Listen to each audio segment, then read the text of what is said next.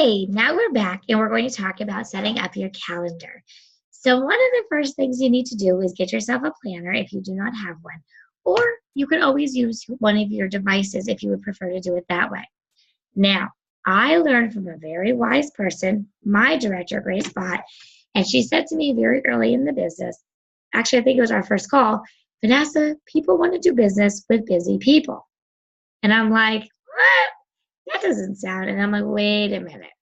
If you have an empty calendar and you look desperate, people might run from you because people do not want to do business with people that are desperate and begging for bookings. We never, ever beg for bookings. You will hear this more than once. Do not put up general posts expecting any parties that says, who wants to host in February? Who wants to host in March? We may put up a general post of like, if you host in March, you'll get a 60%, or if you host in March, you'll get a rock crock for $54 instead of paying, da, da, da, da, da. So it's enticing, but at the same time, you do not want desperation language, okay? The best way to get your calendar filled is to make your 25 contacts a week and make sure you know your dates of availability and that you are personally connecting with people. Okay, so anyways, back to calendar here. Sorry, I got off my spiel for a minute there on you guys.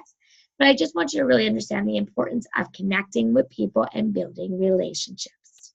So now, you have a calendar in front of you, and it's brand new, and you're going, oh my gosh, where do I start? First things first is you want to take your life situations, kids' activities, your regular work schedule, doctor's appointments. You want to pencil every single thing in. This calendar might even look like a maze. Now, what you could do is grab yourself some highlighters and color code things to make it easy for you.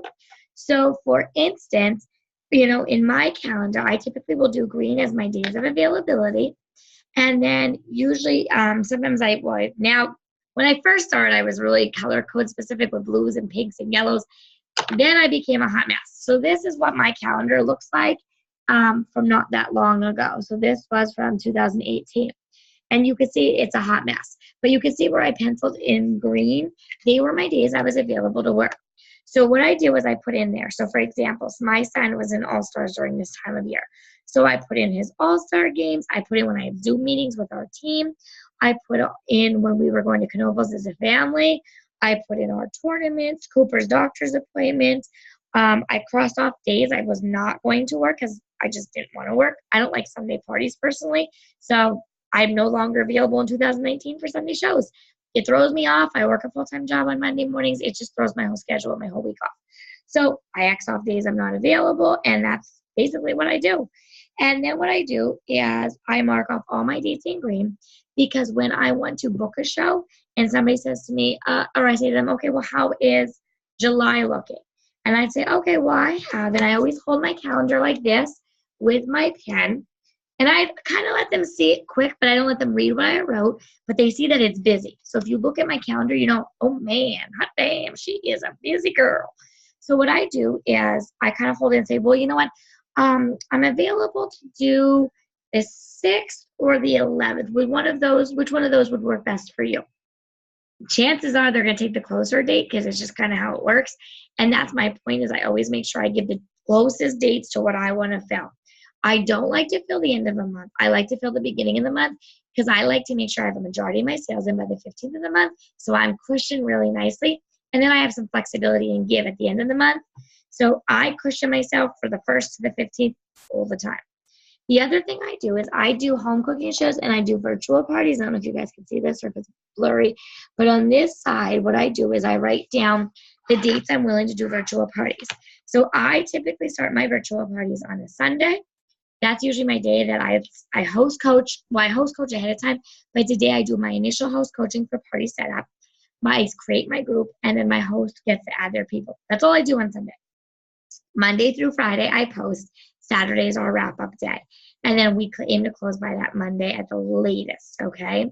So I basically run a week-long virtual party. We're going to talk more on bookings, and you can decide that. But what I do is I'll say, well, I have the 1st to the 7th, or the 15th to the 21st. Typically, when I do virtual parties, I like to leave an area or a week in between each to wrap up any straggler parties I need to close and just kind of give myself a breather between parties.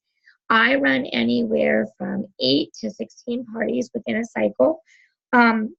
I was the girl that started off with 4 cooking shows and no virtuals. And I was adamant that's all I would ever do. And now there's times I could do up to 20 parties a month. And three-quarters of them I don't even leave my house for, which is the fun part of the job, okay? We're going to talk more on bookings shortly, but know the dates of availability at all times, because when you're making contacts, you want to be able to be specific. If somebody says to you, yeah, I'd like to book a party in March, and you're going, okay, well, I'll get back to you. You just lost their business because they're not going to book with you again. You need to be ready and be prepared at the moment. So what I suggest doing is go 3 months in your calendar ahead, mark off everything you know, plug in every date of availability that you are willing to work your business, and also set yourself business hours. If you decide to create a business page on Facebook and you want to have a business group, you don't have to. I'm finding that I get more hits on my normal page than I do on my business page. But what I would do is make it known what your business hours are. So maybe your business hours are Monday, Wednesday, Fridays from 5 p.m. to 7 p.m. You do not need to work this business 24 hours a day, 7 days a week. This is a job. This is your business. This is your opportunity to have control of your life. Yes, it's flexible, but it doesn't mean that you're open 24/7. No store is, well, except Walmart, but they have bad management. But that's just between us. So anyways, but that's up to them. But your business does not need to run 24/7, and you do not want this to become a stressful job. This is a fun job for you, and that's how you want to keep it. If you have 1 month where you book too many parties, you can always scale back. Or like I always say, is if you can handle 1 month, challenge yourself to add 1 or 2 more bookings the following month.